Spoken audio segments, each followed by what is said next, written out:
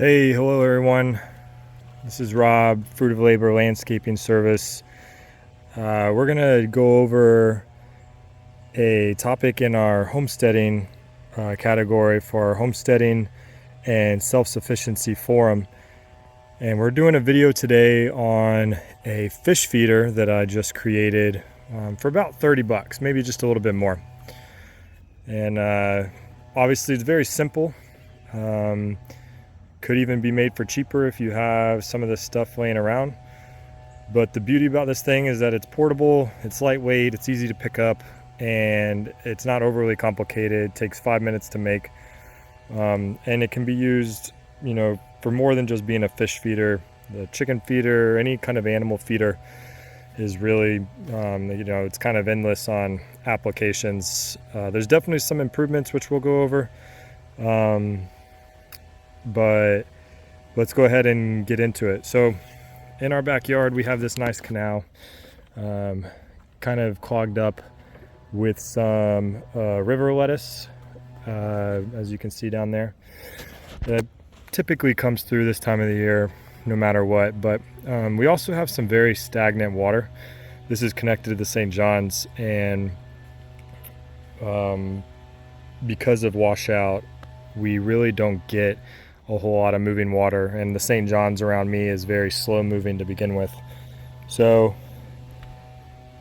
the reason I say all that is because we don't get a whole lot of fish in here, and this is kind of an untapped resource for us to be self-sufficient and homesteading, because if we had regular fish in this canal, that could be a great source of food for us,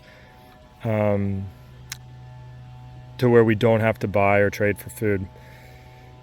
So what my goal is to put out some fish feed and try and get some fish to come back here kind of regularly and see what all we can attract.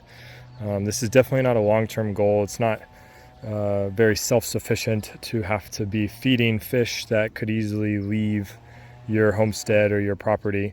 But I think by trying to get fish regularly coming in here, we might encourage them to kind of develop an ecosystem in this canal. The fish I have seen back here are tilapia. We've caught some catfish. Very rarely we've caught some bass. I don't even know if we've caught more than 5 bass ever. And then we also have gar. We have turtles, soft shell, and I forget the name of the hard shell that I usually see sunbathing on logs. And occasionally we'll see some small gators. Now, what I'd really like to, the end goal that I would really like to see here is that we get some catfish more regularly in here, and I can just run a small trot line, very passive way to get food. And I think they're a little bit healthier than the tilapia. All right, so now that we've kind of discussed the goals and why I decided to build a fish feeder, let's talk about the fish feeder itself. So right off the bat, we have a Lowe's bucket, and pretty cool that it still has all the Veterans Day stuff on it, because we're a veteran-owned business, and I used the military discount to purchase this bucket. So loud and proud, veteran supporters. I think Lowe's does a better job at supporting our veterans than Home Depot does. Personal opinion though. So what we have is we have the bucket, and that's where all the feed is going to go, obviously.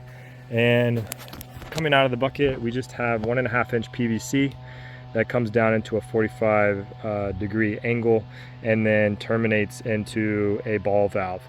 And so basically the idea is that all I would have to do is come out here and open up the ball valve, and feed would just come out, and then that was it. Go back inside the house and drink the rest of my coffee. I did not use any glue for any of this. I think glue would obviously reinforce everything, but I didn't think it was super necessary, considering that I'm not trying to seal anything watertight as if I was using this for plumbing. But Because I didn't glue anything, if you try and turn this ball valve one-handed, this PVC that's going through the bucket just kind of spins. So that's kind of annoying. So what you have to do is you actually have to hold and twist at the same time. All right. The other thing that I realized after building was that I have straight PVC pipe going through the bucket, which means that there's really no draw for it to be gravity fed. What I should have done was had either another 45 or maybe even a 90 going through the bucket so that it funnels into this PVC easier, or even putting the PVC through the bucket, through the bottom of the bucket.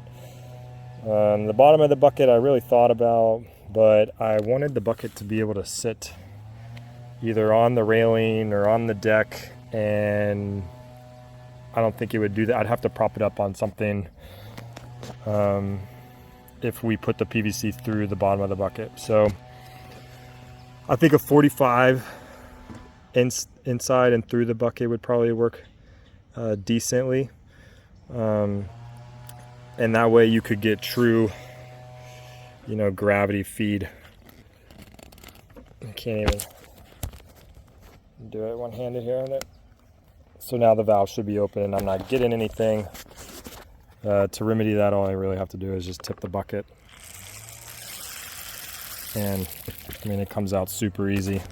The floating pellets I have are pretty small in diameter, so they fit very easily through this 1.5 inch pipe. You can see there's a ton already on down there. As I'm standing here, I just see some minnows going after the fish food. No big pops on the water. But this is only day one, so maybe we'll have some more activity within a week or so. That one might have been bigger. Anyway, that is our homemade, simple fish feeder. And if you guys have ever made one and have recommendations or see this design and have a better solution to making it more gravity fed, feel free to drop it in the comments or show us what you have created, and we'll compare notes and work together to make something good. All right, see you guys.